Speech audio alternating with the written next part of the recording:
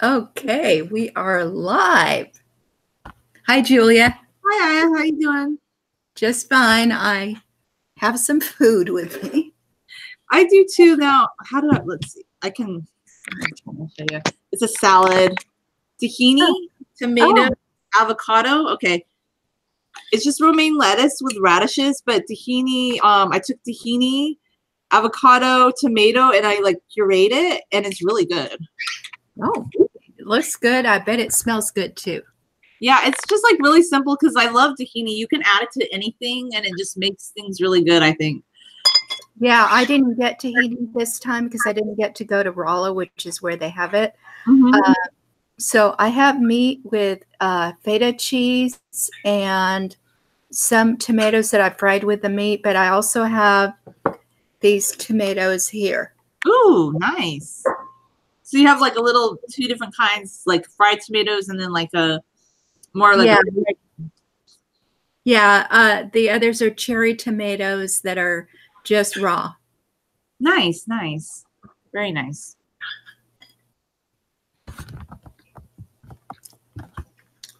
So yesterday I was talking about this other Chinese show that I watched. I've been watching the teen Chinese shows a lot on Netflix because I finished watching A Love So Beautiful. It's done, so there's nothing more to watch there for me. But the same actress that played Chen Xiao Shi, or she actually, she's starring in a different series, and it's called Meteor Garden 2018. Oh, nice. And so that one, is it similar story to? It's not. Well, yeah, it is, but it's not. You know what I'm saying? It's some things remind me of it. I actually think A Love So Beautiful is so much better. It's just maybe the writing was a little bit better. And this one was just more realistic. You know how some series will get so, so exaggerated and everything that it's not real. I kind of that, yeah. Even if it's just like a silly show, like when it goes from being like just like a silly show. Well, for instance, I never liked Married with Children. I always thought it was kind of I didn't like it either. But I guess like a few episodes I saw in the beginning where it was just like them, it was still dumb, but then it got really weird where they were doing fantasy things. And I never liked that show, but something about them going off onto these weird tangents, it got really strange. And I'm like, why are people watching this? And why do people like it so much? But I don't know. That's just an example. I don't like it when shows go off onto some fantasy, or I don't know, get really unrealistic. Yeah, I don't either. So the thing is, Meteor Garden is based on a manga, which is like a comic book. Apparently, it's based on a Japanese comic book, but in Taiwan, they made a series about it a while back. And this is a remake in China of the Taiwanese series, something like that. Wow. That's interesting. So it's not in high school anymore. It's in college. Oh my goodness. Look who's here. Hi. Hi, Summer. Oh, he flew away. That was pretty neat, though. Yeah. Really spontaneous. Yeah. Here's the thing. I let my hair go down to my shoulders.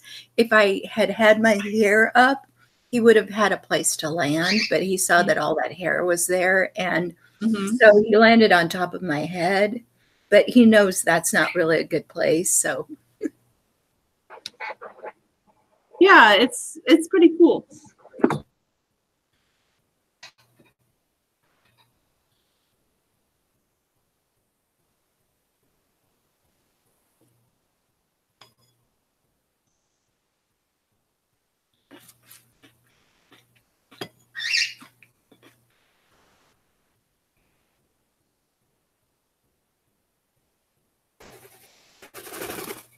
Oh, come on. That's not a good place.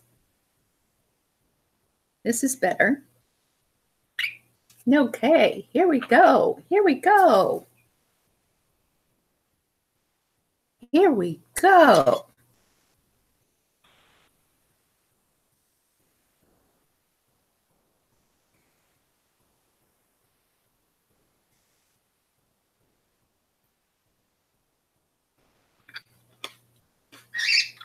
Are you still there, Julia? I don't see you.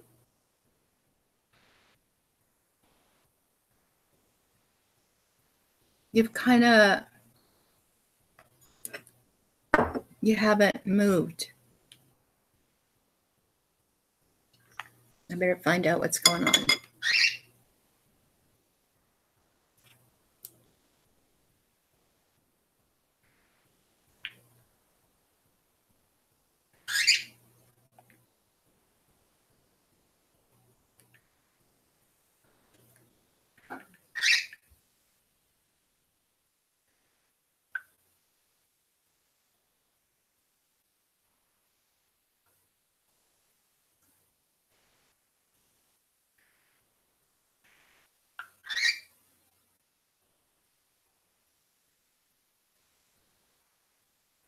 She's gone. I don't know what happened.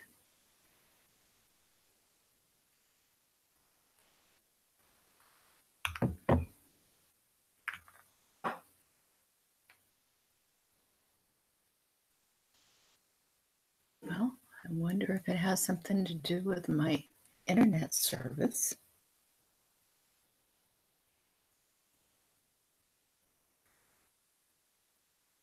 My computer says that we're live, but I'm not able to get her.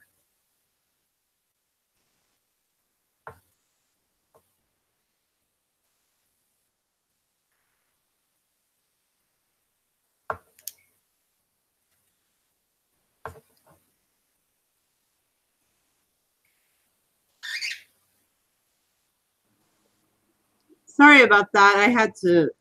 Oh, out. You had to what now? You still there? Yeah. I didn't understand what happened. Oh, yeah, the internet. Oh. Sorry, go ahead. Was it my internet or yours? No, it was me. Yeah, I just went out. Oh, okay. All right. I was feeling guilty because I have terrible internet here. It wasn't you, believe me. It was not you. I'm sorry. Okay, because I saw you were kind of looking one way and your face disappeared. It seemed like you were leaning and then you kind of froze and I thought, well, is she fixing something or whatever? And it took me a while to realize you weren't there anymore. I'm sorry. But anyway, you were talking about that show? Yeah, so Meteor Garden is based on a comic book and it kind of has that comic book feel to it. You know, so there's this girl and her name is Dong Shunsai. And of course, it's the same actress as the one in A Love So Beautiful, but she's older now and she's in college. And her parents have like a food stand or a very low-key restaurant. So she's not a rich girl. She's just an ordinary girl. And she's not particularly smart. She's taking nutrition. That's her major in college. And she's in Mingda University, which as far as I can tell means bright. So can you imagine having a university that just calls you, I mean, it's Bright University. That's interesting. I wonder, is it something like culturally in China because of the communist revolution and now becoming a little bit more capitalistic, but still being communist in certain, like, are there universities that just have names like that there? I'm just curious. I don't know. I don't think that's a normal name for a credible university, but I could be wrong. Anyway, it's in Shanghai. Oh. In the story. I don't know if it's real or not, but okay. it looks like they just built it. I mean, because it's a video, so you can see. It looks the way wealthy American community colleges look. Do you know what I mean? Yeah, like where I like, live, basically. Yeah. Yeah, like Crofton Hills, like where I live. Yeah, that's what it sounds like, kind of.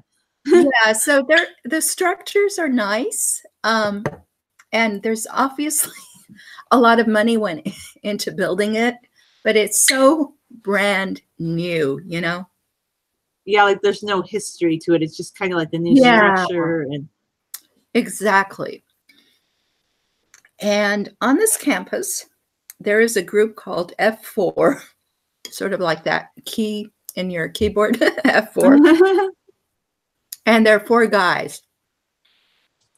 They come from rich families. They're very successful. They're seniors. She's just starting out, so she's a freshman, and they're seniors, and everybody looks up to them. 3 of them are business majors. One of them is a music major.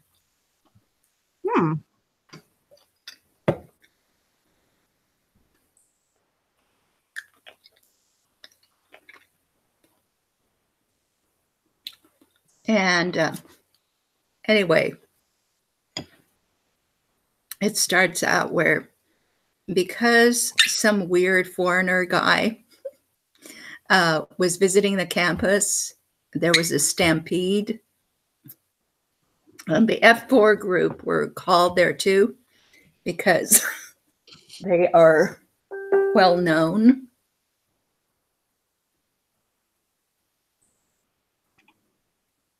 Not sure what's going on, but anyway, the leader of the F4 group accidentally steps on the iPhone or the smartphone of our heroine. And she gets very mad. She's very angry. And she ends up going and kicking him in the face, which, that sounds like a little bit maybe too much.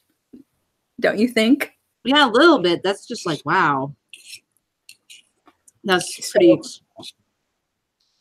Anyway, so she gets on the bad side of this guy. And he's a bully too.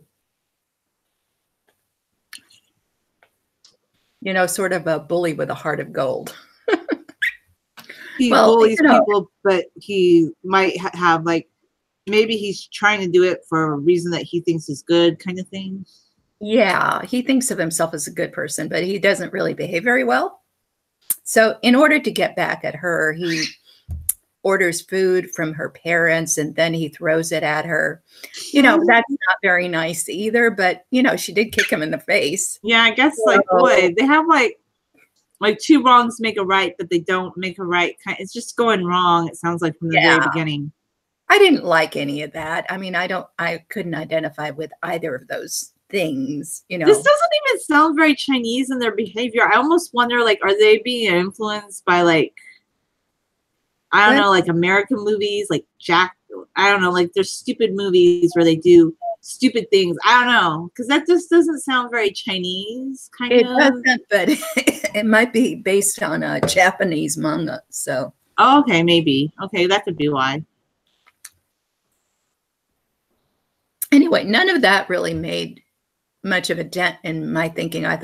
Every time I thought, I'll stop watching it because it doesn't make any sense. It's crazy. It is just overblown.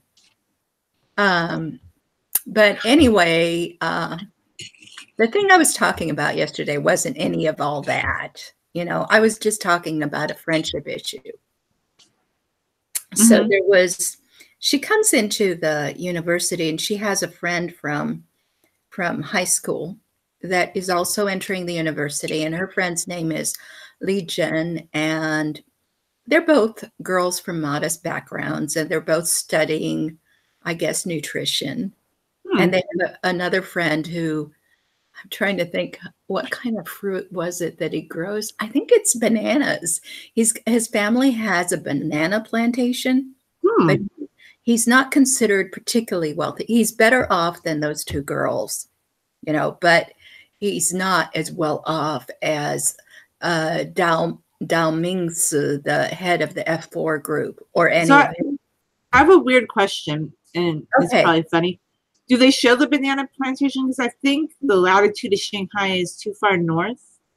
No, right? his people they live elsewhere, and he actually takes her on vacation to that other place. Oh, okay. I was just curious. Yeah, no, they don't have it there. It's not there. Yeah, they have to go someplace else. That's what I thought. Yeah. Okay. Yeah, and I wasn't really clear about where that someplace else was. No, that makes sense. I was just kind of curious. I should have known that, but never mind. Okay, no, these people do know what's going on in Shanghai, so I'm pretty sure that part of it is accurate. It's just not. Yeah, now he went over to that. You know what he's doing? He's pottying over the other bird's cage. Oh. So this is funny about Summer. He knows not to potty on me, but every time he has to go, and birds have to go a lot, he'll go over there and do it in their cage. Oh God, they might not like that though. I don't know. Or are they okay with it? He's bullying them, but I mean, that's why they're not outside. I'm not letting him do anything to them. No, he's just kind of being a bird, basically. He's a bird. And dogs do this too. Like, I'm like, oh yeah, everybody has a really cute dog, but they go to the bathroom everywhere. Like, yeah, in cities, like it gets kind of gross. Like, do you want to step on the grass? Do you really want to step on the grass? Why don't you want to step on the grass? I think I'll tell you why. It's like a litter box. Yeah. Let's see. Yeah. Well, you got to go somewhere. Yeah, you do, and they do it on the grass. And I don't really care personally, but I'll just put it this way: some places with a lot of little dogs, they have a very special aroma. But I'll just leave it at that. Okay. All right, we won't talk about that anymore because we're eating. Sorry. See, I'm very ironclad. I don't want to gross you out. Never mind. Okay. So yeah, I'm not questioning that they know what goes on in Shanghai and all the other districts, or provinces.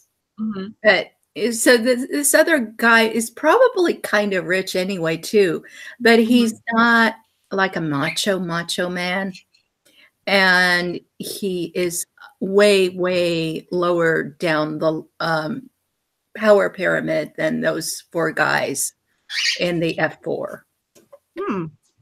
And also he's funny because he doesn't realize where he is exactly in the social order of things, so he just does funny stuff. I mean, our heroine is very combative. She knows she's not important, in the grand scheme of things, but she stands for her honor. Yes. And this guy, who's her friend, is the banana guy. He's just very funny, and he's kind of unaware of all that social stuff. So he thinks he's just as good as those other guys, and he's never really aware of why everybody's looking at him funny, Mm-hmm. He just doesn't, he's not clued in on the whole hierarchy of things. Right, exactly. And he will posture. He's like a little dog posturing at a big dog. You've seen that, right? Mm-hmm. Like acting like he could take them, but of course he can't take them.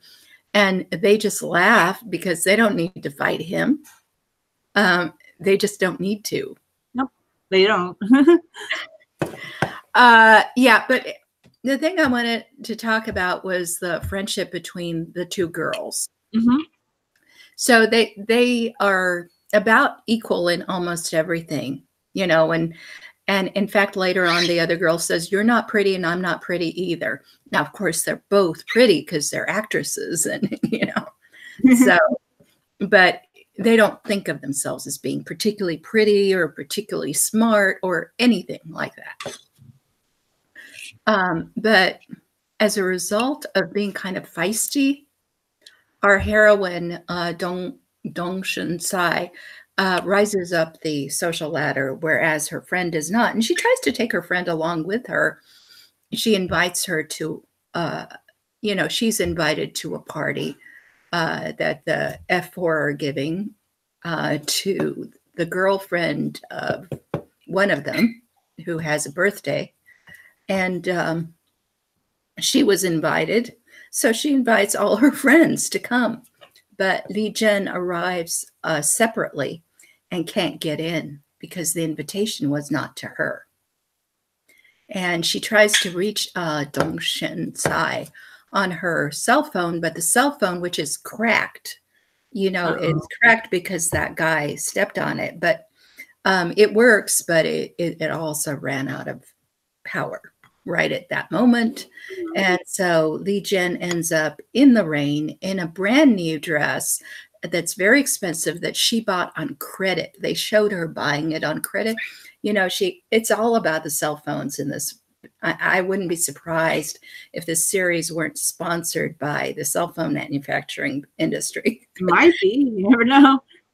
Right. So they show how she went to the store and she showed her credit card kind of, what do you call that? That code thing that you just show it to the machine. Is that like when there's an app on your phone? Like, did she use her phone with the credit card app? Oh, that's the biggest, newest thing. Right. So you see, this is a 2018 series from mainland China. So they show you a lot of shopping and a lot of stuff having to do with stuff like that. It sounds like shopping's the big thing. It sounds like there is a class of people in China. They can shop, they can afford things. And we know that there's sponsors. So that's kind of interesting glimpse of China that we don't maybe see. Right. So that's why I kept watching, because even though it doesn't touch my heart the way the other series did. It just doesn't. But I kept watching because it was interesting. I'm improving my Chinese, I think, maybe. And anyway, so Li Zhen is standing out there in the rain, her beautiful dress that she's going to have to go several months without eating to pay for that dress. Right. Yeah, and it's ruined. And so finally, Dong Shen Sai gets in touch with her, but it's too late. And so she says, "I'm sorry, something came up," and she goes away because she doesn't want anybody to see how humiliated she is in that wet dress, that she wasn't let in because she isn't as important as Dong Shen Sai. So she's very hurt.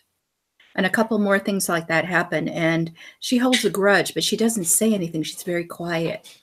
And then when she gets a chance, she posts a picture of Dong Shen Sai that makes people think that Dong Shen Sai was having an affair with a foreigner, which wasn't the case. Wow.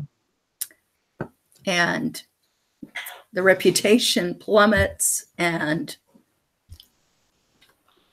then the F4 people find out who posted that. And so they all accompany Dong Shen Sai to Li Zhen's house. Li Zhen is the friend who betrayed her. Mm-hmm. And it's kind of interesting. It's like an intervention. Oh, yeah. So they tell Li Zhen off, and Li Zhen does not apologize, but she does explain herself. And then they all leave.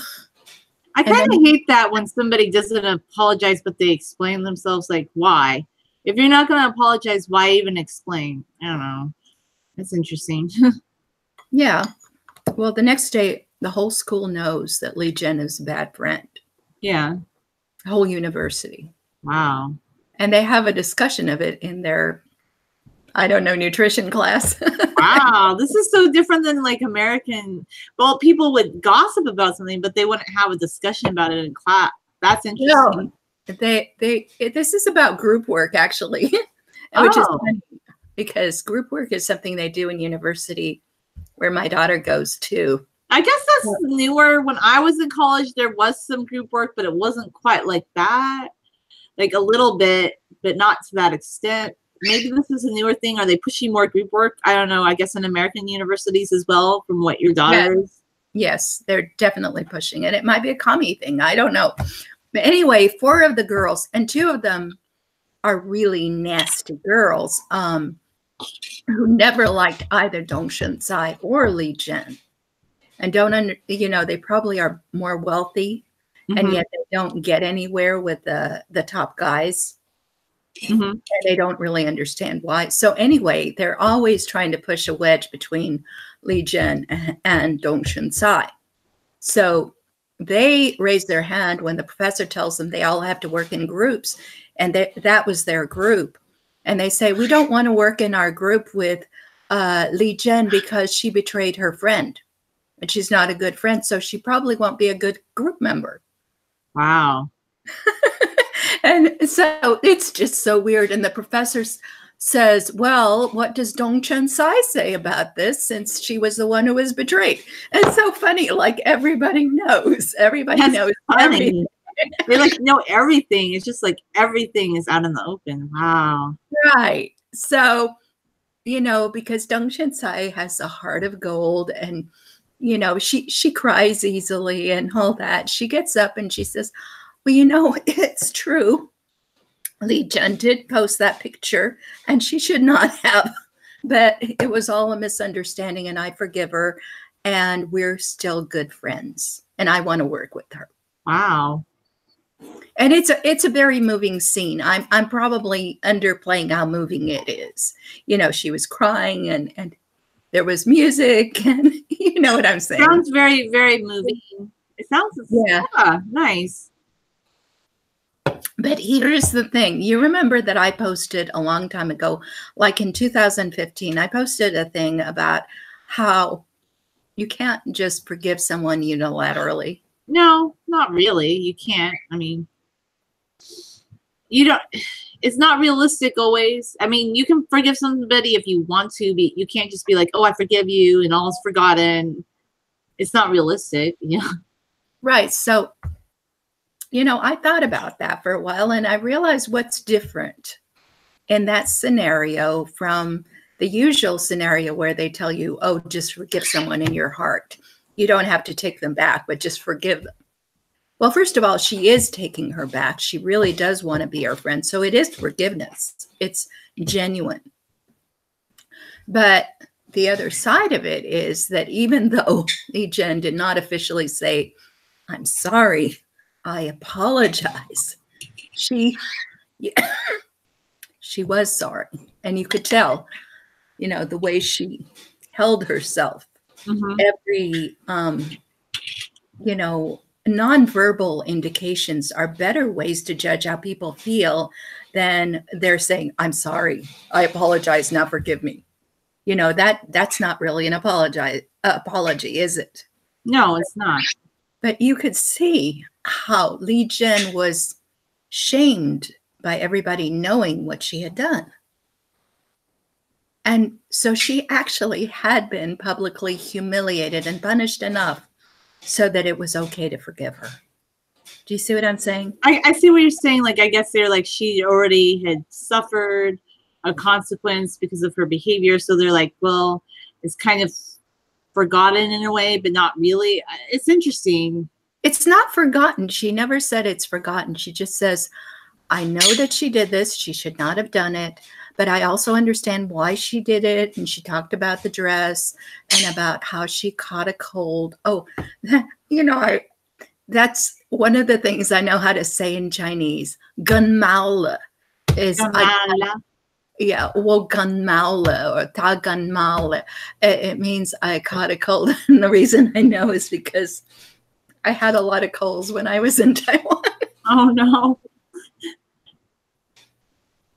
So, yeah, she caught a cold because that's another thing. There's a cliche among them. And it's the same cliche that I had when I was growing up in Israel, that if you stand in the rain and get soaked, you will immediately catch a cold.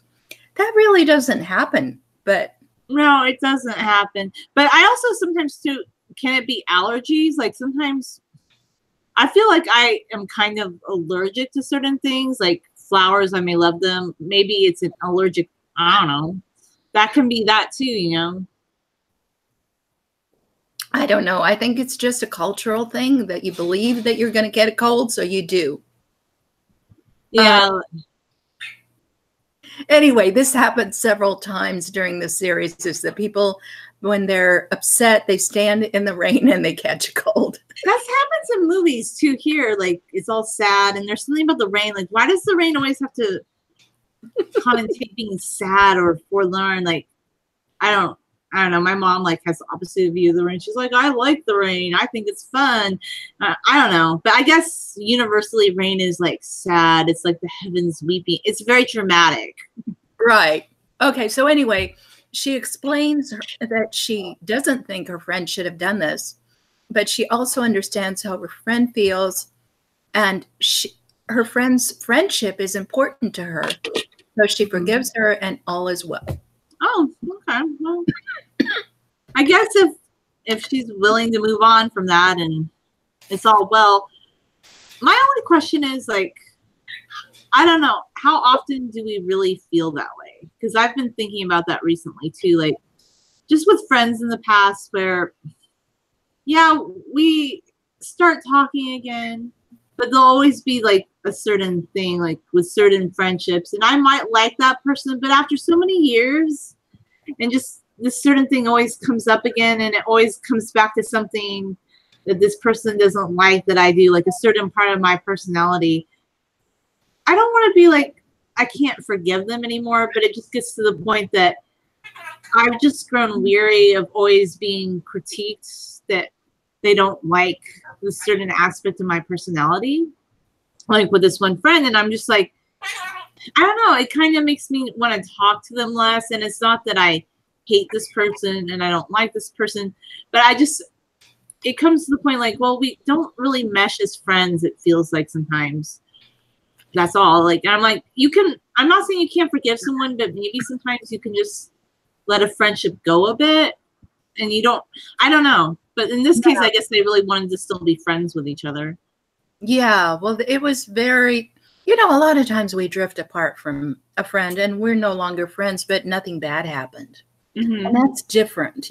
We can find that we don't have as much in common as we thought with another person. And again, it's not dramatic. You don't have to forgive each other for it because nothing really bad happened, right? Yeah, nothing really bad happened, of course.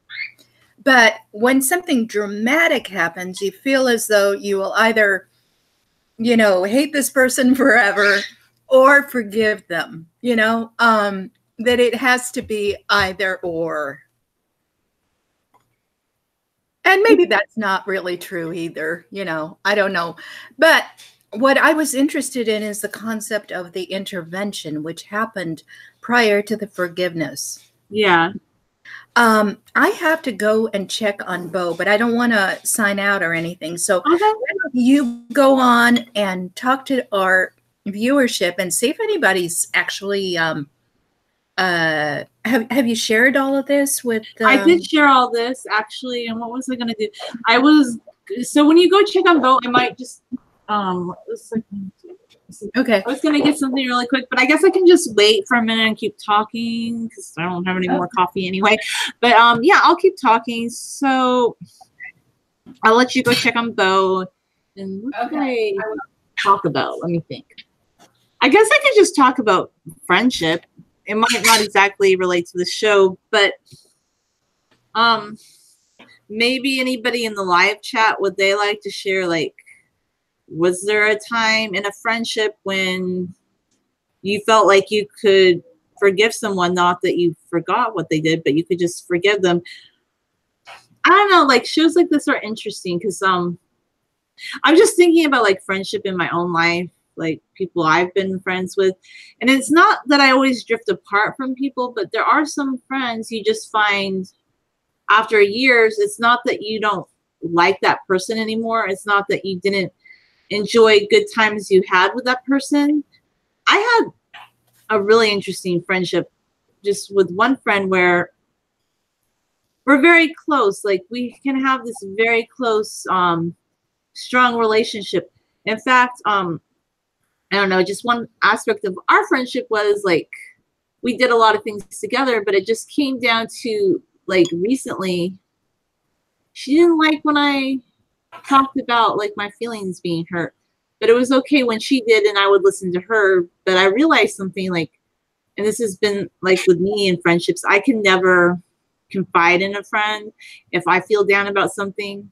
I don't know, this is different than the show, but I can be there for a friend to listen to them. But if I ever confide something in a friend, they immediately are annoyed with me, tell me to get over it, do this and that. And I just feel like, well, in that case, I can't be friends with that person anymore. Yeah, it sounds one-sided. By the way, I'm back. Oh, yeah, I'm sorry. Like, I was just trying to think about something to talk with when everybody was gone, because I don't know. Like, I feel like maybe I like online friendships and I like some friends that I'm neighbors with. But I've just found like some of my really close friendships from years ago, they just don't last. And not because we drifted apart. It's because we did have a strong friendship, but we always come back to this one problem where they tell me that there's something wrong with me, but I don't necessarily think it's me anymore. This one particular friend is just really harsh. Like she can share anything and I'll be open to her. But if I do it, it is kind of one-sided where, well, you should just be over that. How can you feel that way? And it makes me just like not want to talk to her. And the last time we talked about it, she goes, well, nobody's holding a gun to your head and making you tell me these things. And I was like, wow. It's like, okay, I'm going to let you go now. And that's how it was. Like, Yeah. Like, okay. I was like, wow. So I guess I just like, and we're supposedly really close and good friends. And I don't have any ill will towards her, but it's just like, I can't ever really share how I'm feeling with her. So I won't anymore. Because what's the point? I don't want to tell her anything that will, like, she's like, oh, how are you doing? Like, that's actually what she told me. I haven't heard about you in months. But I was telling her how I was feeling. But apparently it wasn't me. Because I was telling her about a situation that bothered me. But that wasn't me. That was the weird part. Like, she's like, well, how are you doing? And I was like, yeah. So anyway, I just have to kind of step away, I guess, in that situation. Yeah, what you're describing is very unequal friendships. There are some friendships in which the other person expects us to listen but not to talk, you know. And there's even the other kind where there are some friends who will listen to us but they won't like share anything, you know. Mm-hmm. So either way it's unequal, very unequal. Yeah, that's true. But this is the funny part. It's okay if I talk, but just when, like, usually I am very interesting, engaging. I have good conversations with her. I can talk with her, but I'm just not supposed to have like anything that bothers me too much if I talk with her. Like, it's all good, but if it's something that bothers me, then it's not good. But for her, like, okay, I don't want to put her down. She has been a good friend.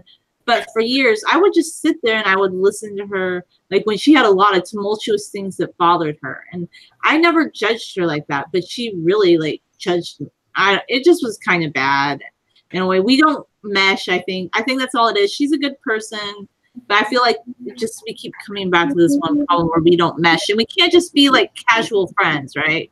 Because we have like, we know each other so well. And I wish her no bad things. I think she's a great person. I just don't think we mesh as friends sometimes. And it's just kind of hard to talk with her anymore because I don't know. Yeah. It is an unequal friendship. I know what you're saying, but we can't just go back to being like kind of casual friends. It's hard to explain. Like once you've been really close friends with someone like that, you just can't go back to being like, oh yeah, we'll just kind of talk sometimes. I just feel like I don't know what to say to her at all anymore at this point. That's it. Yeah, I'm right back. I had to go check on him again since he was. Do you want me to? No. Maybe it's okay. A good point to sign off. I don't know. No. I'm still here. I'm okay. still engaged. Okay. Yeah. So are you still friends with that friend, or what's? Yeah, I am. I'm still her friend, but the thing is, okay. I guess this is the thing. Like, it's not even a big deal. But I noticed like a lot of people, they have friends that come see them at work. They have friends that come do things with them. But I kind of realized something with this friend. Like she never, not that she ever had to, but she doesn't really do those things. And she would come out here sometimes, but it was becoming more like, I can go down there and we can do things. And it was just becoming like, it seemed like the friendship was becoming a little bit more about if it was convenient for her. Yeah. I don't know. And that's fine. You know, people get busy. I don't hold anything against that friend. And we would talk on the phone, but it'd kind of be like on a day that was convenient for her. And if I called her back when I was doing something later, she would be like, wow, you called me like a lot of times.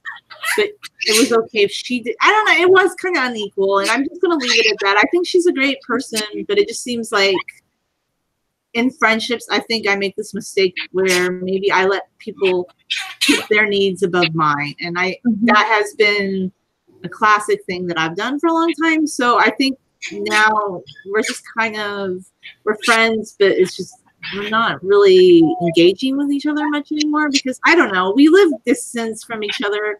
We're in different life directions. She doesn't really, like, she never comes and does anything out here with me. Whereas I do have a new friend now, like a neighbor that I can do things with. And I kind of think, well, that's easier. I kind of like talking to her. There isn't this like drama. And I like my online friends that, you know, like you, that we do things together. So I feel like less of a need to engage. Not that they're bad people. We're just not meshing at this point in our lives. That's right. All. Right. And that happens. You know, it does tend to happen. And that's not a betrayal. It's just a drifting apart, I think. Sometimes. Yeah, I think so too. I really do. I just never want to think anything bad about anyone. But like, yeah, some of the things she said recently, they were just kind of hurtful. Like, and I don't know, maybe she didn't want them to be hurtful, but it was kind of bad, like in a way. Like it just got real.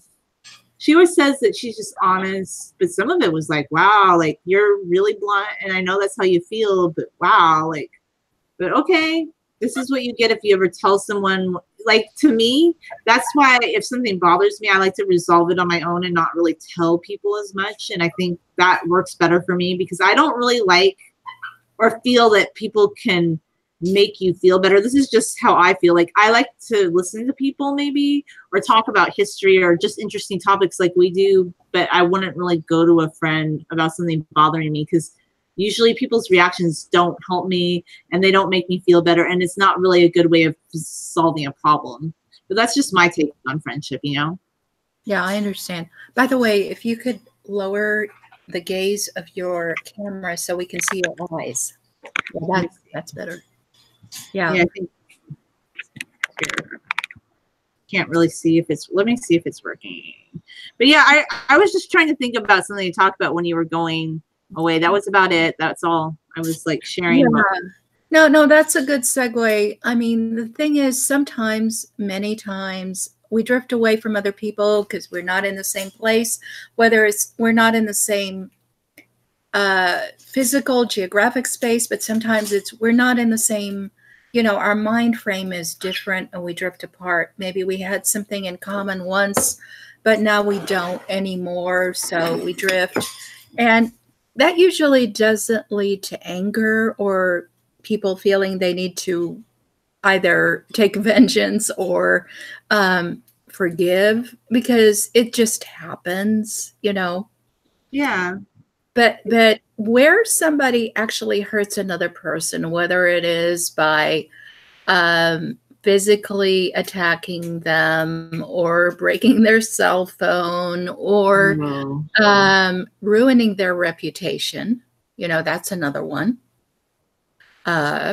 Or doing something that interferes with their business success, you know, their career. Yeah, that's bad. Yeah. These are all really bad things. Like, in my opinion, it shouldn't go there. Like, this is very extreme. Like, but I guess there are people that do those things. You know, yeah. It does happen, but it's wrong because you should be able to control your emotions, whether it be a romantic relationship that went bad or a friendship that went bad. You shouldn't take it to your professional life. You shouldn't hurt someone. You shouldn't destroy their property. I mean, these things don't make it right. you can be upset with someone, but that doesn't mean that you destroy their property, you know? Right. So in situations like that, but let's say something that isn't, you wouldn't go to the police about it because it's not quite bad enough to go to the police. You understand? Yeah. I know what you're saying. In situations like that, the question is, how are you supposed to handle it? Let's say you're the party wronged. So in the case of Dong Shinsai, what they did was they had a confrontation, which was sort of like an intervention, and it dealt with the issue. Mm-hmm. So the attack was against one girl's reputation, and it was turned around and it went against the reputation of the other girl who did the attacking. So again, it wasn't physical and it wasn't about money. It was just about a person's good name. That's not good either. Like, I don't know, like, is that good either? Like, do you really want other people interceding on your behalf when something doesn't go right? Does that, I don't know, like the end result at the end, was it worth all that? Like everything that happened, that transpired in that situation, was it worth it? I guess it depends on who you are.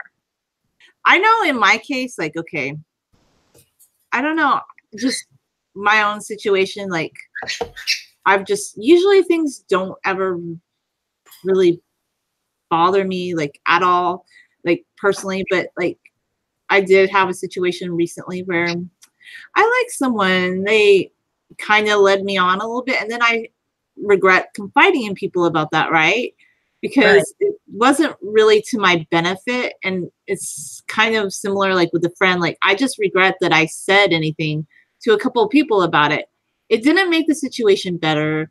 It made me feel kind of bad for a few weeks, because actually like some people kind of said things about it for my benefit to make me feel bad afterwards. Like they acted like they felt bad for me first, which I didn't really want anyway. I was just kind of annoyed. I should have just kept it to myself. Like, how do I put it this way? Somebody can wrong you, but sometimes maybe it's better to confront that person that did that about it, or to just keep it to yourself rather than, I don't know, seek a group intervention. Well, the problem that you're describing, though, is when there isn't a group consensus. So different people say different things to your face. Yeah. And they say other things behind your back. Yeah. And that's the problem. The problem is where you can't really trust your friends and you can't trust your community because they are not going to take a stand one way or another.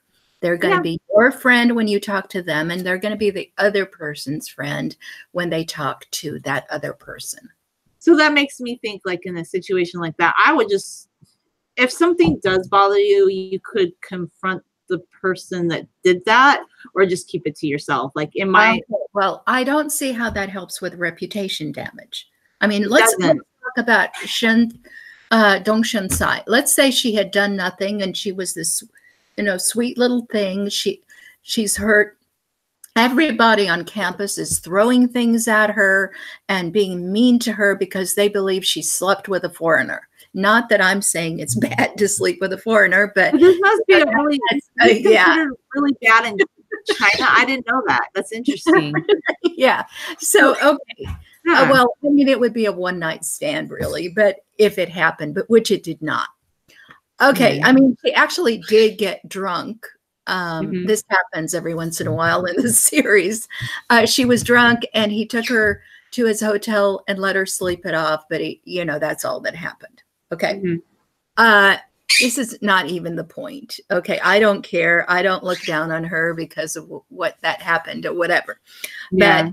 But her friend, Li Jen, ruined her reputation by posting a picture of her asleep in this guy's bed.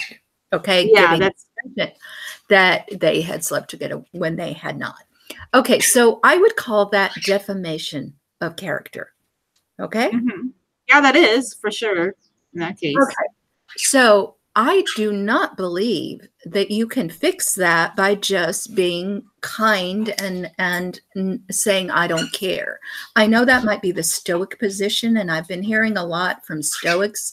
For instance, Nicholas Sarwark, the chair of the Libertarian Party, is a Stoic, and he says it doesn't matter what happens to you. The only thing that matters is that you don't let it hurt you by controlling your mind. I don't agree with that. I think when the IRS takes our money, they're hurting us. Well, yeah, that I totally agree with. Like when it's taxation that hurts us, yes. In that case, I totally agree. Now, in other cases, like let's say, I don't know, it's just like reputation theft. Is stoicism good in that case? I don't know. I don't think it would have helped. I mean, she could know in her heart that she didn't do anything wrong, that she would spend 4 years on campus having people not speaking to her, not sitting next to her. That was something we saw. You know, it's a big classroom and there are so many more seats than there are people. But normally people choose to sit by their friends, you know. Mm-hmm. So there are lots of spaces where nobody is sitting. And then there are spaces where friends sit with friends. And when everybody thought she slept with a foreigner, Dong Chen-sai was actually physically isolated in the large classroom because nobody would sit next to her on either side. Nobody would sit in the seats above her or the seats below her. There was this whole gap because nobody wanted to be near her. That is hurtful. That's yes. Really. And I think that you can get sick from that kind of treatment. You could definitely, because it's social isolation. It's ostracization. They're ostracizing her, basically. Yeah, ostracism. Exactly. So I don't think that the right thing in a situation like that to do when somebody else has made you look as if you'd done something bad and you really hadn't, or even if that isn't bad, but anyway, she hadn't done it. And this person caused her a lot of pain, and that pain would have continued for 4 years in college. And it might have meant that she never got to make the contacts that she needs to expand her parents' business or get a job after college. It could have affected everything. It could have really impacted her, like, financially, because if you're not able to network, which is a big part, like, you can get your degree anywhere in the world, by the way, but they always say it's networking. Like, you could be an A student in any class here, but if you don't know the right people when you graduate, like, it impacts your ability to find certain jobs or to promote yourself.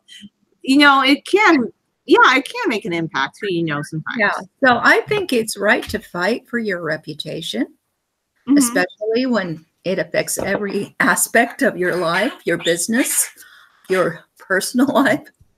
That's what I believe. So I thought it was actually pretty nice when the F4 boys, who were such bad boys most of the time, accompanied her to Li Chen's apartment and made sure that everybody in the entire school knew that not only had she not been involved with that foreigner, but that she was set up by Li Chen. Well, yeah, in that case, it does seem good that they kind of stood up for her in a way, you know, and they stood by her. Yeah, that does sound pretty noble, I actually think, in this situation. And stoicism probably wouldn't fix this, because if somebody's just saying bad things about you and the whole campus is ostracizing you, then you kind of do have to fight for your reputation in this case. Yes. Yeah. Right. And the same thing is true in, you know, most cases when somebody's whispering behind your back, you know? Yeah, you kind of do have to fight for your reputation. I guess another thing I personally don't like, though, like, I like to keep to myself most of the time. And I sometimes think, well, can you control, I guess you can control some things, though, but I feel like ultimately, personally, the only thing I feel like I can control is how I treat other people. I can't really control if other people are going to gossip about something or gossip about other people. I might not like it, but then I guess that's where some stoicism does come into play. You do need to fight for your reputation, but can you control all the talking heads? You know what I'm saying? You can't. But the question is, my question is not about what you should do. You know, Mara Fallowfield always did what she thought was right, no matter who was standing with her. And she got herself crucified. Yeah. And the thing that hurt was not so much that the Japanese crucified her. Do you know what really hurt? What really hurt, would you say, the most in that situation? That all those people who were in the camp with her just stood there and watched and did nothing. They lifted no finger to help her. Yeah, that part I do remember was pretty appalling. Like, nobody intervened on her behalf, and they knew her. That is pretty bad. Right. Now, Mr. Sesame knew that he had called the cavalry. So he was hoping she wouldn't die. You know, he wasn't like anybody was hoping she would die. I understand that. But she felt all alone up there. And even Father Horvath, who really liked her a lot, you could say he loved her, but he did not lift a finger to help her in that situation. No, nobody did. She's just lucky that you have to read the book to find out what happens. But that, Right. That's, in real life, that wouldn't have happened. That's me being nice to her. I'm glad that you had that intervention, though. Read the book to find out what it is. But you know what I'm saying? Right. But this is, even if you think about Jesus Christ and the story that we're told about what happened to him, and then all sorts of people said the Jews crucified him. Well, the Jews did not crucify him. No, it was the Romans. Come on. Pontius Pilate. Yeah, but maybe the reason that story got out of whack was because people who liked him felt that nobody stood up for him. You know what I'm saying? Yeah, I see what you're saying. Yeah. I never felt like, I don't know. I guess we all read the same Bible, but it was Pontius Pilate, and it may have been rumors and he was crucified, but hello, like, the authorities were the Romans, like. Right. But then they gave them the right to forgive somebody, and they forgave somebody else. So I'm not saying be angry with your fellow citizens when they all support the IRS, but how do we get out from under the IRS if every person only thinks about himself, Yeah, it's kind of difficult. Well, and right now, I guess the thing that makes it more tricky is, and it kind of goes back to this respecting a property again. Have you noticed it's okay to destroy someone's property if you don't like them? Like, if it's a public figure that you don't like, or you think they stand for something really bad, then all of a sudden, like, things that we always claim to hate, like vandalism or destruction of private property, seems to be okay. And I don't think that's okay. Like, even if I don't really care for that person, I think it's really sick that we live in a culture where all of a sudden it's okay to vandalize property just because you don't like that person, or to steal somebody's hat. Okay. Yeah. I'm not a Donald Trump supporter, but here's an example. At UC Riverside, where I went to school, there was this man, he was wearing a Donald Trump hat, and this girl took his hat away and ran to, like, the campus, I guess, intervention center where they resolve issues, and he just wanted his hat back, and she's like, I don't like what this hat stands for, and they were, like, fighting, and I'm like, I don't think it's right to take somebody's property because you don't like what they say. I mean, I'm not his fan, but that's his hat. If he wants to wear it, that's his business. Right. I don't think you should just take someone's thing just because you don't like something that they said or did. Sure. I agree. But we have kind of this right now where a lot of people would probably be like, well, it's okay that she did that because they don't like what he stands for. But that doesn't make it right, Right. That's just an example. Like, I just feel like right now, like, they are saying it's okay, like, in certain situations, to take something from somebody or to demand that other people get more things because we don't like somebody or we feel that we're being wronged in a certain way, which I don't agree with, by the way.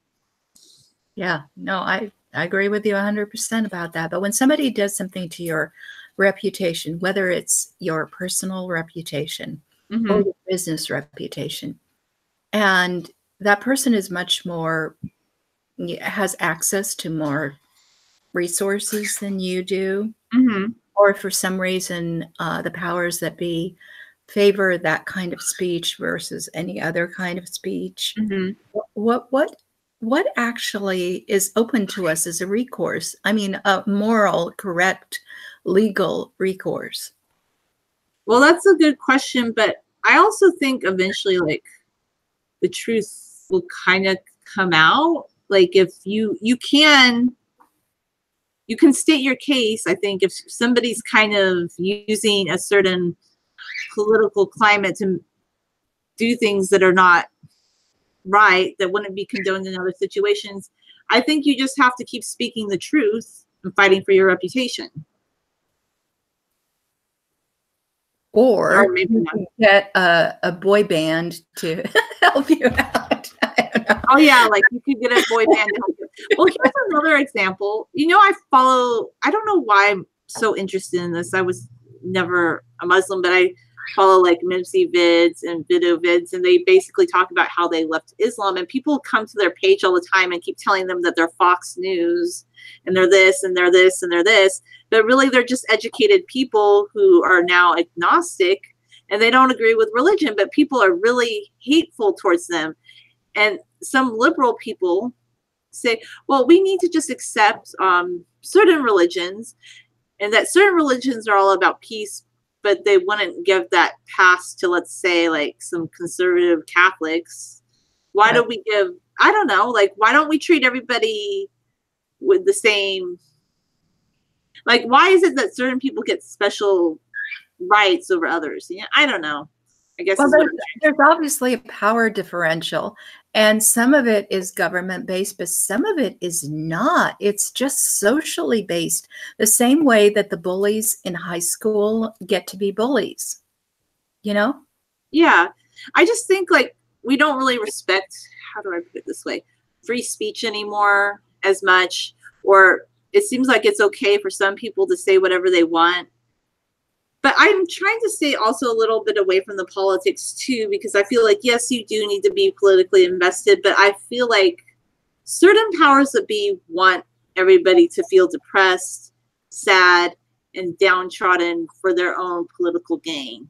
And that's kind of how I feel about the Democrats right now, to be honest with you. I think they push this narrative of people feeling downtrodden, so they will vote for them, and it kind of helps them economically, and a lot of businesses, celebrities, causes are kind of cashing in on this. I'm beginning to see that more and more, Yeah, well, that's definitely the case. But I also believe that we do have to band together with people who have common cause with us. For instance, all the people who end up paying taxes in the United States, if we don't stand together, we fall apart, And I guess another thing we can ask too is, why do we want to keep raising the taxes all the time? Like, how is that benefiting us? Doesn't that take more of our income? Are those taxes really being used for what they say that they're being used? And even if they were, does that benefit us if we have less income and we can barely afford to live? How does that make our lives better? Well, you see, what they do is they divide us, and they tell different people, oh, you're going to get this part of that person's income, and you're going to get this part of that person's income. And instead of all of us standing together and saying, no, we don't want that, people are falling for it. I'm not saying I am or that you are, but people are falling for it, and that's how it works. And another thing too, I guess, and I don't know, it goes back to this thing, like making people feel downtrodden. And I'm tired of this, right? Okay, there's a lot of people, they don't have a lot, but they take pride in who they are. They take pride in having a work ethic and working for things. And they don't want like a handout. That used to be a thing. I don't want a handout. Like, I want to work for what I have. It may not be a lot, but I don't want somebody to give me something. But now they're making people feel like, well, you're downtrodden, you're low, and these people have more than you, and you need that from them. Like, it's kind of like they have taken away just having respect for what you can earn on your own rather than having to take something from someone else. Like, why do you need all that? Like, you can work for it, you can earn it, but why do you need somebody to give you something that you didn't earn? Like, to me, that's what I find problematic about all of this, is that they're raising this group of young people to feel like, well, they are downtrodden because they were born into a certain socioeconomic class, but a lot of people were born from meager means and they built up their businesses. Like, I just don't like that they feed us that narrative right now. Right. But the other side of it, this is hard and confusing and difficult to talk about, is that there used to be shame in accepting a handout. And right now, if we try to, I'm not a person who goes around shaming other people. It's just not something I like to do, so I don't. But in the libertarian movement, there's this disagreement among people about how to handle this. And one of the things that we're told is, don't shame anybody for accepting a handout, whatever that handout is. It's not their fault, it's the fault of the system. And while that is true, it is a fault of the system. Unless we start shaming people, they will keep voting for more handouts. This is what I'm feeling. And so there's this, I don't want to get into the middle of that, because the libertarians are fighting each other, and, and some of them are really mean and nasty and just enjoy shaming people, which I don't. I don't like that at all. Like, I don't like the shaming part of it.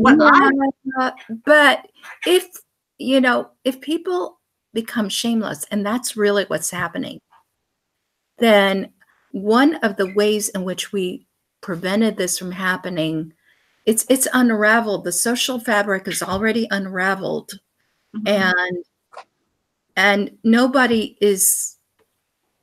It's kind of like if you're in a concentration camp, of course you're getting a handout. If they turn the entire country into a concentration camp, just like in Our Lady of Kaifeng, you have to work for your food, and they will tell you how much you're going to get, and nobody's going to get very much at all, and everybody's going to get a handout.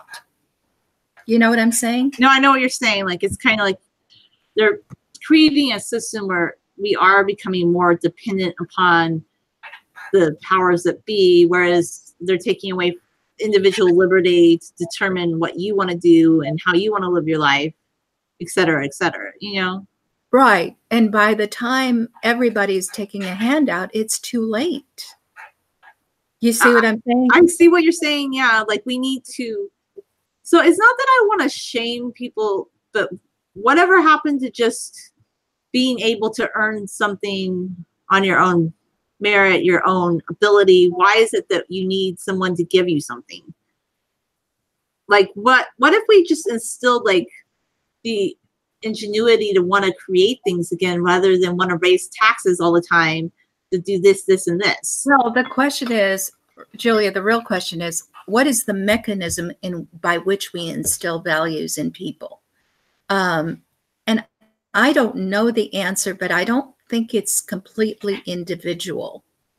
I don't think it's you go and talk to one person, and then you go and talk to another person, and then you go and talk to the third person, and you convince them by arguing with them rationally about what their values ought to be. I don't think it ever works that way. Yeah, it probably doesn't. So what do you think would work then? That's my question, I guess. Social pressure seems to work. That story that I told you about Li Zhen and Dong Chensai, even though it's just a comic book kind of situation, and obviously it's not realistic either, but on a very emotional level, that scene worked because everybody knew everybody else, and everybody knew everybody else's business, and everybody changed their mind at exactly the same moment. And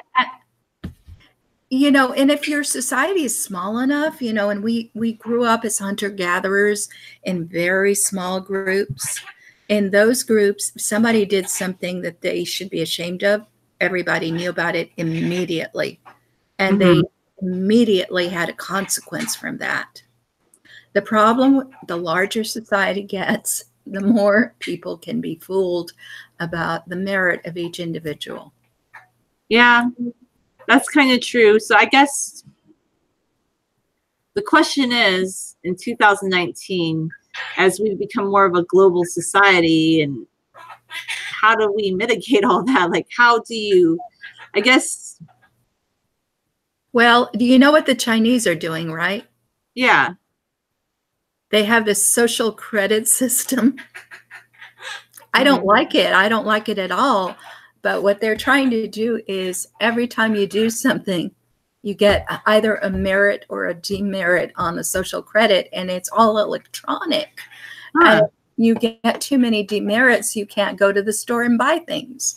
It's kind of weird. And no, I don't want it to be like that. I want it to be not the government deciding whether you get social demerits or not, but your friends and your neighbors. Okay. You know, and you just get to decide who you do business with and who you don't want to do business with. Yeah. Now, so you're saying like you would want a demerit system for the neighbors? No. I don't want a demerit system. Goodness, Okay. no. Goodness, Okay. no. What I'm saying is we used to have something like that. It wasn't electronic. It was just Goody Brown gossiping with Goody so-and-so, but they all knew each other, way back in Pilgrim days or whatever. They all knew each other, and they knew everybody's business just because it was a small enough community. And there was such a thing as public opinion, and it did affect you. Yeah, I guess like to some extent that's good. Here's my phobia that I really, really hate. Gossip, like I just hate it. I just hate it. But it exists, and we don't even know what people are saying about us half the time. Yeah, I know. I just feel like, okay, I know it exists, and I guess it's good to some degree most of the time because it kind of shows, well, like, for instance, the Scarlet Letter at the end of the book, like, they found out, oh, well, she was a hard-working woman, and oh, big deal, like, back in the day, like, she had an affair with the minister, but in the end, like, she was really a hard worker, and she kept to herself, so, like, she built up a good reputation years later. I can kind of see the merit of that, like, your reputation, like, over time, people will see, and they'll know if you do good business transactions or bad. Like, they'll know if you write a good check or a bad check. Exactly. Right. And here in our small town, when there was a little girl who had really bad character, everybody knew that. So they didn't believe her lies. See, that's good. Because if somebody's just like telling tales, yeah, people will know. That I do get. Like, that I can agree with. So I guess what I'm talking about is just like frivolous gossip. Like, that's always going to exist. You kind of just have to accept it and just be like, okay, that's the world. It is what it is, Right. But the more you know people, the less the frivolous gossip will work. It's when you don't know people that you can make up stories about them and people will not know if it's true or not. Yeah, that's true.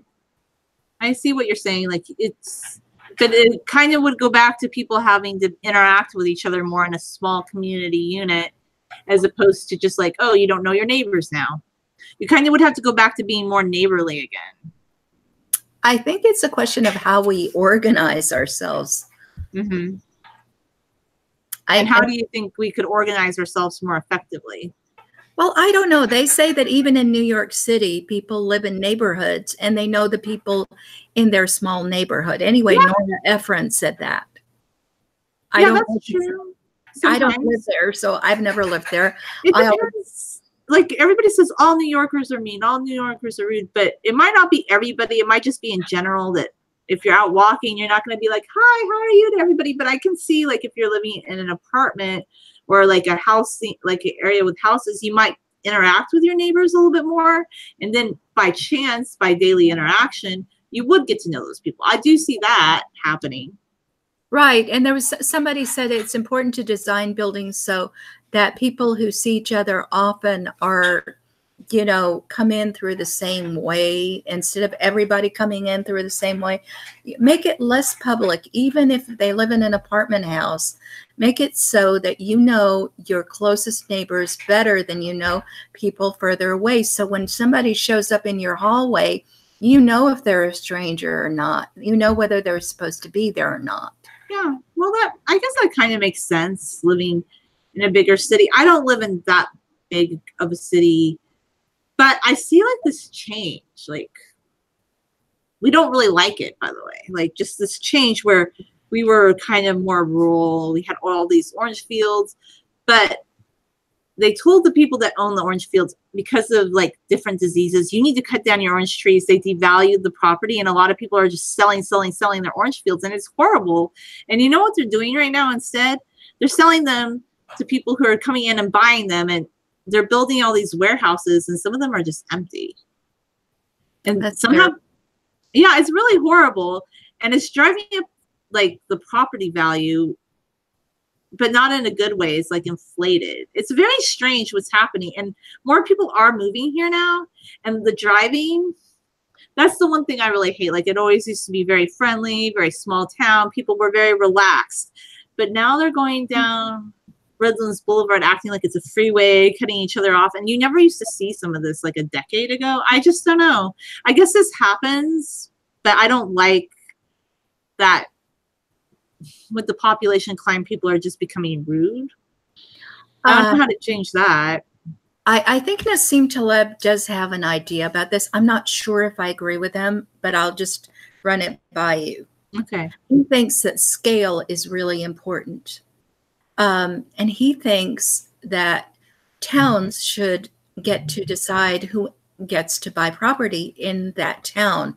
I mean, not the town government so much as the other people who already own property there should get to decide that.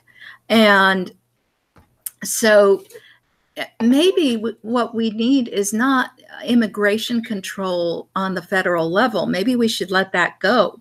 But maybe each small municipality could have the local people who actually own property there and live there vote on who gets to, purchase property there.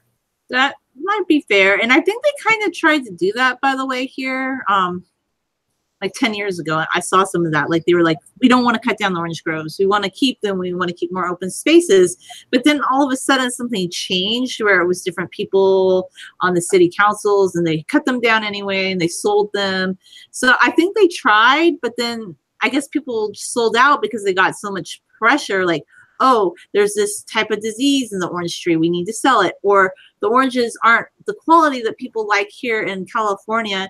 We just export them, so let's cut them down anyway, which I never got, because, okay, the oranges are a little bit smaller, but why do you need an orange this big? Well, okay, the other thing is only the people who own orange groves should get to decide what taxation orange groves receive, because you see, when you tax the property to the highest potential of its earning, you force people to sell to the people who have the highest ability to earn. So I don't like property taxes at all. There should either not be any property taxes, ad valorem property taxes, or only the people who own the property should get to decide, how much they're going to be taxed. I totally agree with that. And California property taxes are way out of control. And well, like where my parents live, for instance, all of a sudden they decided, well, this little community, even though they pay a county tax, they're not going to plow the road anymore. And that they're their own, they just decided this. We don't really know how. It's just with this one representative that they're going to have a different representative that covers like the desert too. Like, they divided everything up in a nonsensical way. And they said, well, you pay county tax, but the county tax you're paying all of a sudden magically doesn't cover plowing the road. Now you have to pay an extra property tax because you're a private community. You're not a gated community, but there's a sign that says you're a private community. And there's really no explanation. There's nothing extra that they're doing for you. You're just paying an extra tax now for the convenience of them plowing the road, but you still pay the property tax. And they put up a sign saying, this road is not covered by county plows, and that they have to hire this person. Well, you should just not pay the property tax in that case. You can say, well, we might not even want it to be plowed. We like the weather the way it is, or whatever. You would think people would band together and do that, but a lot of them didn't. Like a lot of them just, they didn't, because there was an incentive, by the way, because it was somebody who sells houses there. And these people banded together and said, oh, we want this extra property tax, because they knew it was a way to bring more people in, to sell more houses, to hire this person. It's very convoluted. And by the way, somebody who owned a house there couldn't even vote on it. Only the person that he was renting the house to got to vote on it. Yeah, that's wrong. It was very wrong. It's wrong. And you know what? That's the egalitarian movement that made that happen. So it's really important who gets the vote and who does not get the vote. That is a really big issue. And the moment you say that teenage children living in their parents' houses get to decide what taxes, you know, because they're moving toward that. They're saying 16-year-olds should vote. You know, so there you have people living in your house who are your dependents, and they get to raise the taxes on you. Does that make sense? Not really. It's getting very convoluted. And I guess this is why, like, look, I know I don't like California taxes.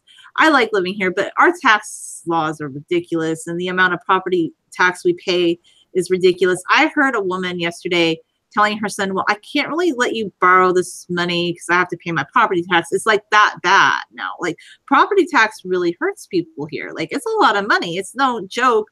But I don't know what benefit we really are reaping from all these property taxes. We're not.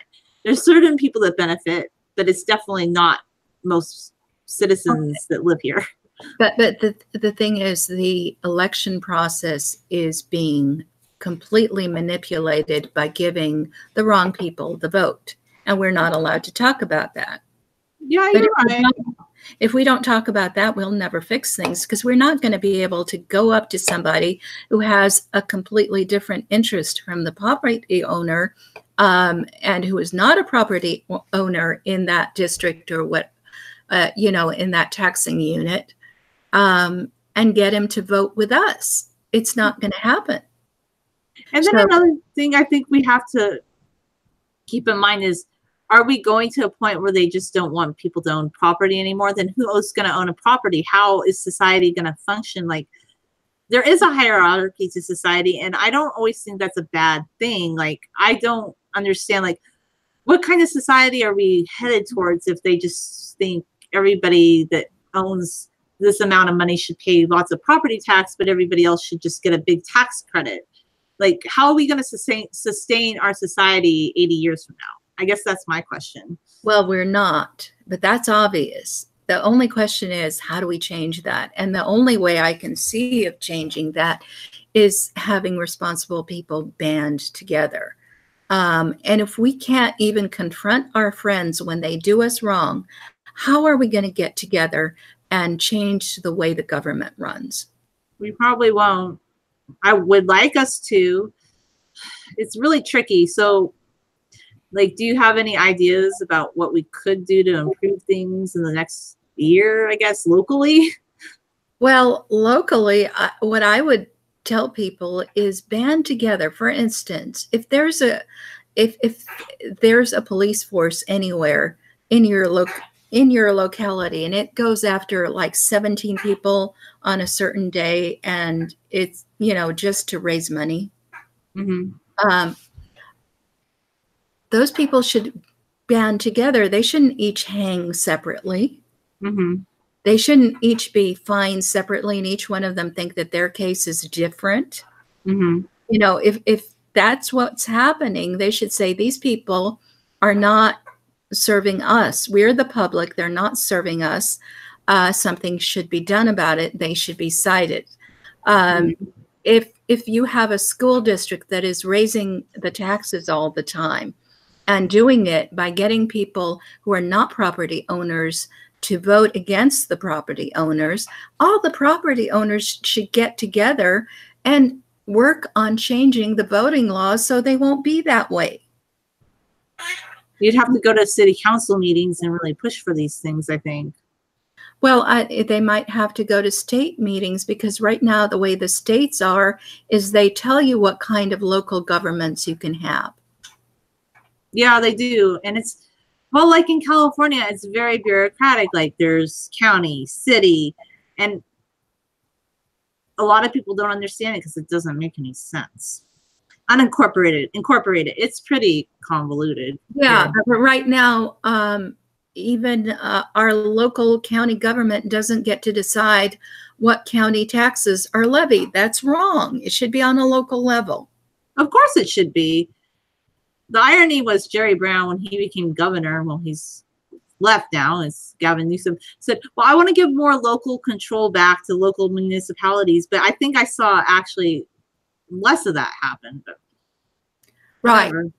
But I mean, I can't even think at this point of how we're going to fix the body politic if people that I know very well, I can't talk to because they're going behind my back and saying terrible things about me. Do you see what I'm saying? No, I see what you're saying. Like if you can't, like if you know somebody and you can't even talk to them, but it's just, that's kind of sad that we live in this society where we can't talk to someone.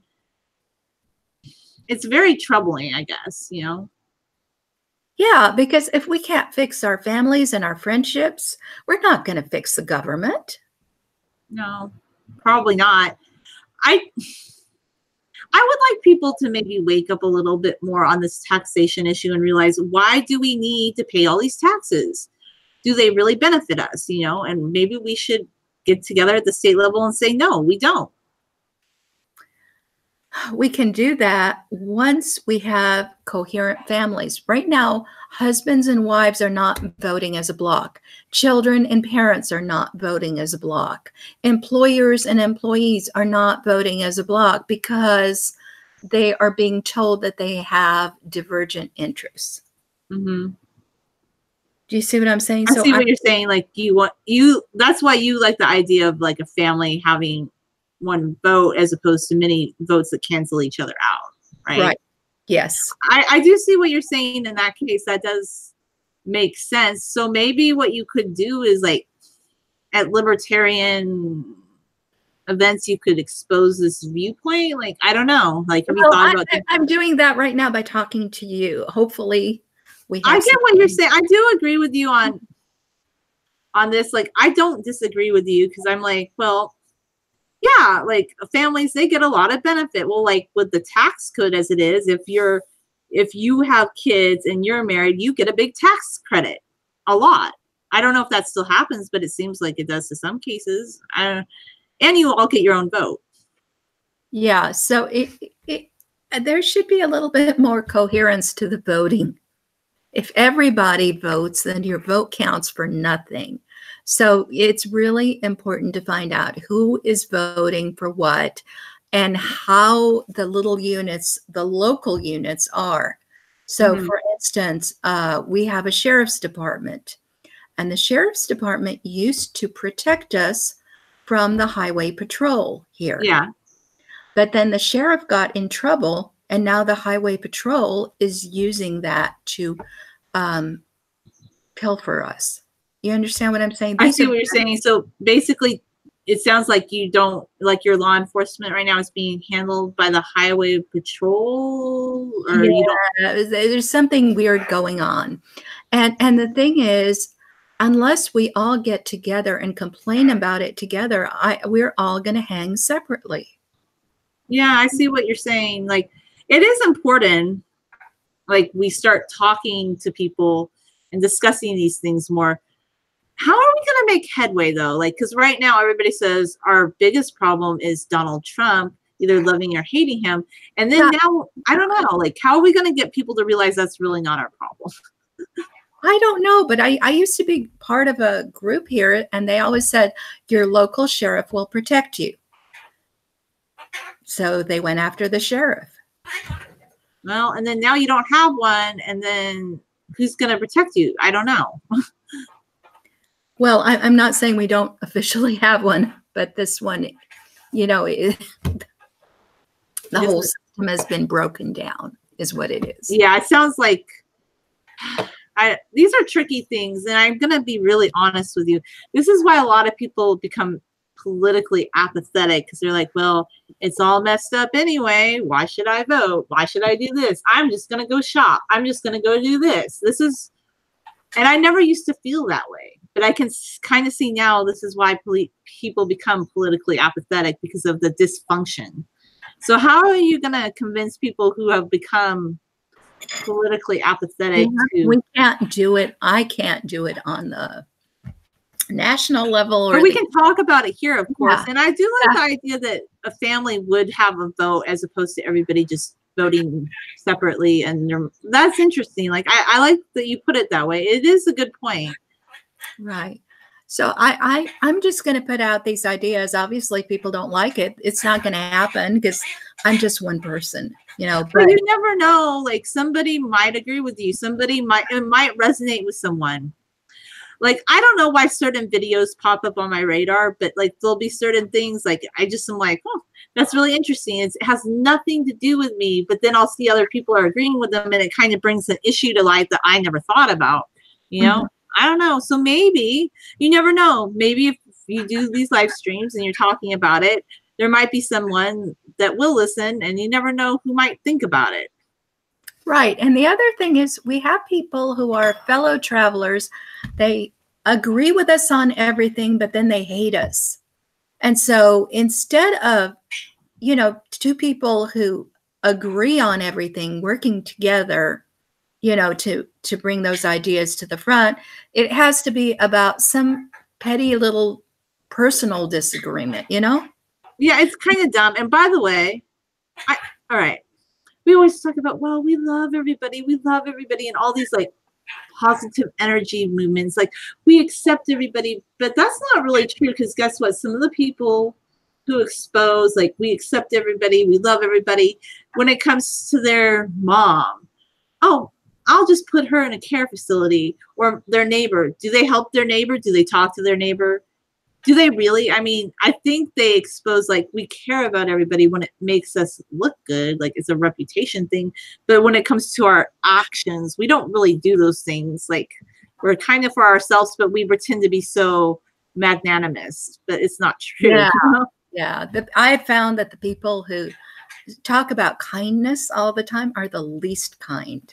No, they're not kind at all. It seems like actually, like, a lot of libertarian people are actually more kind, because they don't want other people's civil liberties to be, or money to be taken with taxes. It's just as they don't, like, they have an interest in themselves, but also in the common good, because we all benefit from not having to pay all those taxes, from not having people take our property. You know, I think we all benefit from a more free market system, right? I think so. Yes, definitely. So,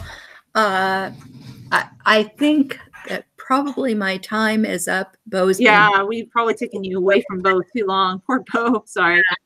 But I really enjoyed talking to you and eating with you. Yeah, I enjoyed it too. And thank you for sharing these ideas. I'm trying to see where you're coming from a bit more, because like I said, I'm not like a large libertarian, but I love hearing about it. So just keep sharing with us, and we can learn new things.